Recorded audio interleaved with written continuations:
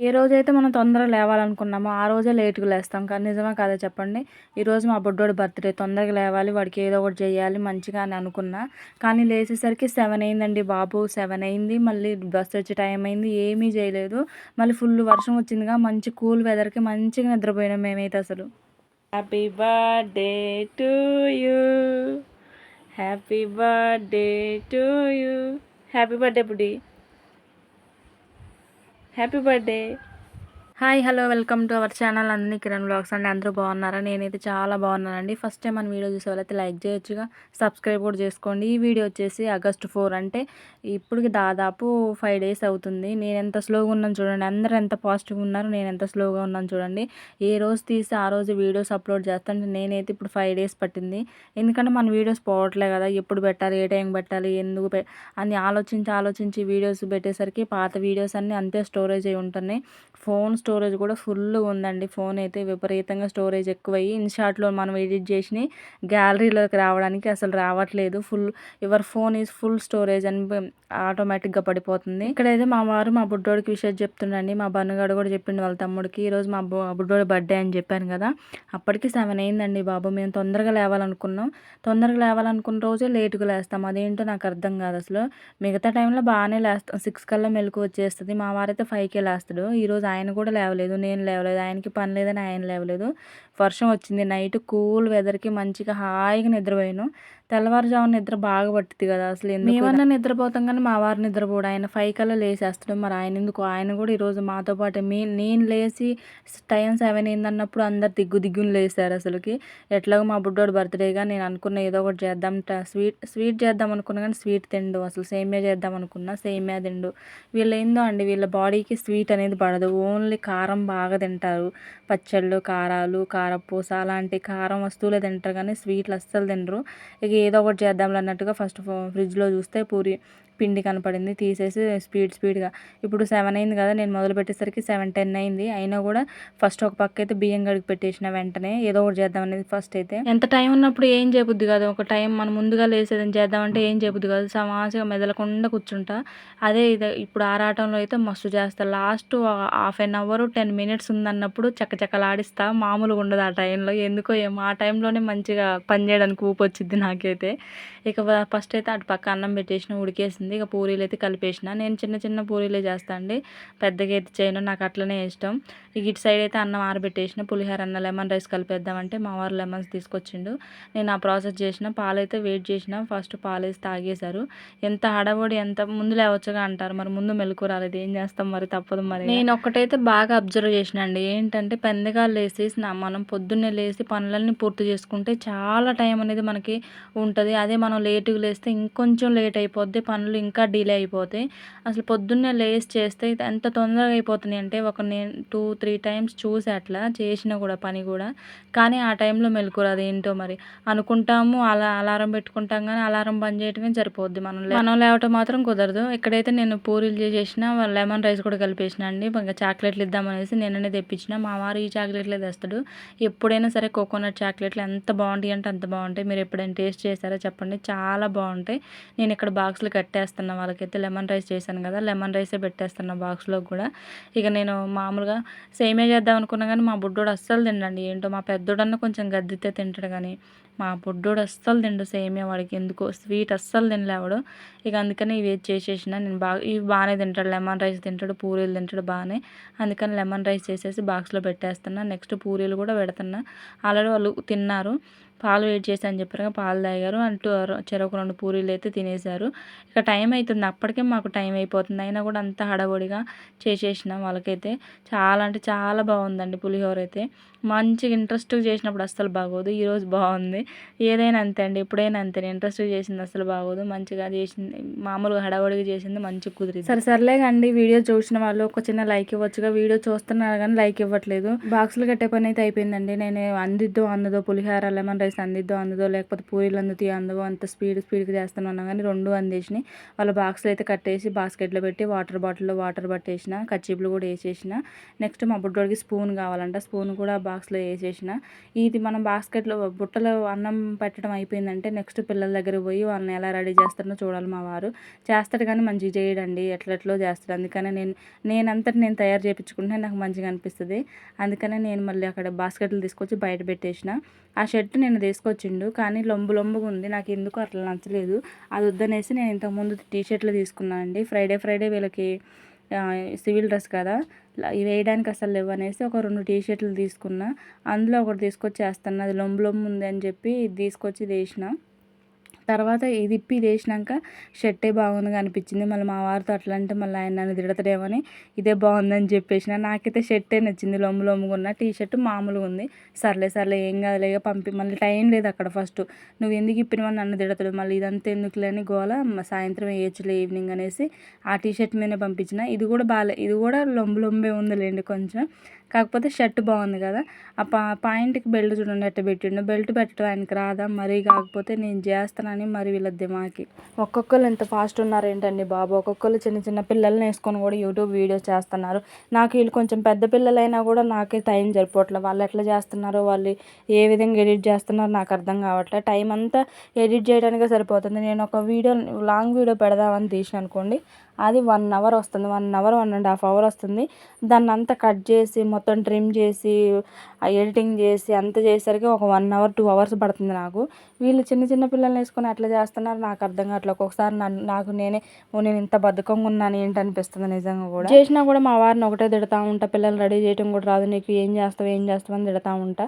అయినా వాళ్ళు మేనేజ్ చేసుకుంటా, వాళ్ళు వీడియోస్ తీసి ఎడిటింగ్ చేసి పిల్లల్ని మేనేజ్ చేసుకుంటా, టైం మేనేజ్ చేసుకొని చేస్తున్నారంటే ఎంతైనా గ్రేట్ అబ్బా. ఆడవాళ్ళు ఎట్లయినా గ్రేటే నిజంగా. చూడు మా వారు ఒకటే రెడీ చేపిద్దామని బయట కూర్చుండు, కనీసం మంచిగా రెడీ చేపిలే. నేను బాక్సులు కట్టి మళ్ళీ బయటకు వచ్చి నేనే పిల్లల్ని రెడీ చేయాల్సి వచ్చింది. వాళ్ళు ఎందుకో మరి చేస్తే ఇంకోసారి చెప్తారనో లేకపోతే ఏంటో కానీ అస్సలు మంచిగా రెడీ చేయడబ్బా అంటే ఒకటే అంటాడు, మేము చినిగిపోయిన షార్ట్లు వేసుకొని పోయినాం, మేము ఇలాంటి సోకులు వేసుకొని ఏం బాగలేదు అంటాడు. అప్పటి రోజులు ఒకటేనండి. ఇప్పుడు అంటే ఆ ట్రెండ్ వేరే ఈ ట్రెండ్ వేరే. ఇప్పుడు మనం పంపిస్తాం చినిగిపోయిన బట్టలతోటి, మన 90s అయితే సరిపోతాయి చినిగిపోయిన బట్టలు కుట్టుకొని పోయే విధానం అయితే. ఇప్పుడు ఎట్లున్నారు ఒక్కొక్కళ్ళు అసలు మామూలుగా క్లాస్గా మంచిగా ఏదంటే అది అకేషన్కి కొత్త బట్టలు కొనుక్కొని పిల్లల్ని ఎట్లా ఉంచుతున్నారు. ఇది ఒక డైలాగ్ కొడుతుంది మా ఆయన బాగా, మేము చినిగిపోయిన నిక్కర్లు వేసుకొని బడిపోయాం తెలుసా అంటాడు. అన్ని రోజులు ఒకేలాగా ఉంటాయా చెప్పండి, ఉండవు కదా. ఏ టైంకి ఆ టైం, ఏ ట్రెండ్కి ఆ ట్రెండ్కి ఫాలో అవ్వాలి. మనకి తప్పదు, మనం ట్రెండ్ సెట్ చేయడం కాదు, ఆ ట్రెండ్ని ఫాలో అవ్వాలి మనమే. ఇక వాళ్ళైతే పంపించేసానండి నేనైతే. వాళ్ళు వెళ్ళిపోయినాక చూడండి నా ఎట్లుందో నా పని మొత్తం. ఎక్కడెక్కడే ఇంట్లో ఉన్న గిన్నెలు మొత్తం బయటే ఉన్నాయి, ఇవన్నీ రుద్దాలి, ఇవన్నీ చదువుకోవాలి. చాలా అంటే చాలా పని ఉంది. మళ్ళీ ఈరోజు వైఫై పెట్టారు, తను వస్తా అన్నాను ఫోన్ చేసిండంట. మళ్ళీ వాళ్ళు వచ్చే టైంకి ఇది అంత గలీజ్గా ఉంటే బాగోదనేసి నేనైతే ఫస్ట్ టీ పెట్టుకొని తర్వాత ఆ గిన్నెలను బయట వేసిన. మళ్ళీ వాళ్ళు వస్తే గలీజ్గా ఉంటుంది అనేసి వైఫై పెట్టిద్దామని చెప్పాను కదా, అనుకుంటున్నాను కదా సిగ్నల్ లేదని. మీకు ఆల్రెడీ చెప్పాను, ఒక లాంగ్ వీడియో తీసి దాన్ని అప్లోడ్ చేయడానికి నా తిప్పలు మామూలు తిప్పలు కాదండి బాబు, నిజంగా మామూలు లేదు. అది అప్లోడ్ చేస్తే అది ఎప్పుడైతుంది అనుకుంటున్నారు, ఉదయం చేస్తే సాయంత్రం అవుతుంది. తిరిగి నా డేటా అయిపోతుంది, మా వారి డేటా అయిపోతుంది, అయినా కూడా అది అప్లోడ్ అవ్వట్లేదు. ఇంత కూడా అసలు అంత క్రిటికల్గా ఉంది సిగ్నల్ అయితే. ఇదంతా ఎందుకులే బాధ అనేసి ఇక వైఫై పెట్టియండి అని చెప్పిన. ఎందుకంటే నా ఛానల్ మానిటైజేషన్ పోయిందని తెలుసు కదా, మరి నేను లైవ్ పెట్టాలి. ఇప్పుడు లైవ్లు పెడితేనే కొంచెం నాకు వాచ్ అవర్స్ వస్తాయి. కొంచెం పెట్టియండి అంటే 4 monthsకి వైఫై కనెక్షన్ అంట 2400. వాళ్ళు ఎంత దిమాగ్ ఉన్నారంటే మామూలు దిమాగ్ కాదు అసలు. ఇప్పుడు వారం అవుతుంది వాళ్ళకి అమౌంట్ కొట్టి, ఇంతవరకు రాలేదు. రోజు ఫోన్ చేస్తే అదిగ్గో ఇదిగ్గో వస్తున్నాం, రేపు వస్తాం, మార్నింగ్ వస్తాం, ఈవినింగ్ వస్తాం, ఆఫ్టర్నూన్ వస్తాం, అది ఇది అని చెప్పారు.